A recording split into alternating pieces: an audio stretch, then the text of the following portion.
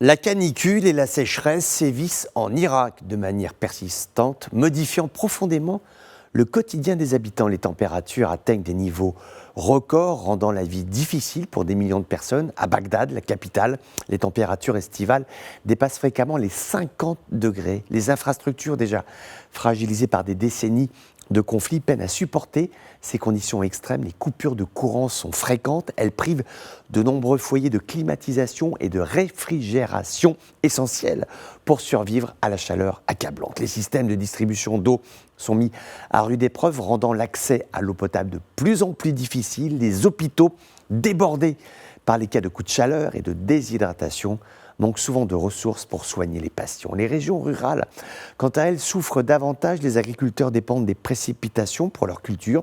Ils voient leur récolte diminuer drastiquement en raison de l'évaporation rapide causée par les températures. Les niveaux des rivières et des lacs diminuent dangereusement. Le Tigre et l'Euphrate, autrefois symbole de fertilité, de prospérité, y rétrécissent. La pénurie d'eau est aggravée par la gestion inefficace des ressources hydriques et par la construction de barrages en amont, notamment en Turquie et en Iran, qui ont réduit le débit des rivières qui entrent en Irak. Des ONG travaillent sur le terrain. Elles fournissent de l'eau potable et des équipements de survie. Des projets de reboisement ont aussi été lancés par le gouvernement pour tenter de régénérer les sols, de créer des microclimats qui soient plus favorables.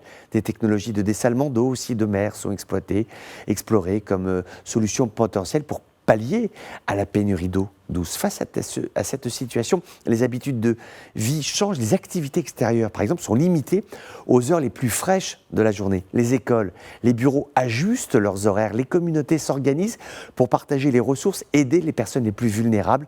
Les pertes de récolte entraînent des hausses de prix. Les éleveurs de bétail doivent vendre leurs animaux en raison de la hausse des prix du pâturage.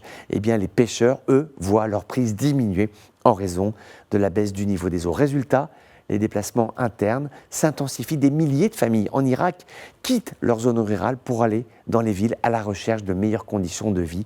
Ces déplacements de population exercent une pression supplémentaire sur les infrastructures urbaines qui sont déjà surchargées. Cet été 2024 en Irak est un enfer, il faut le dire véritablement clairement, c'est un enfer que sont en train de vivre les Irakiens aujourd'hui.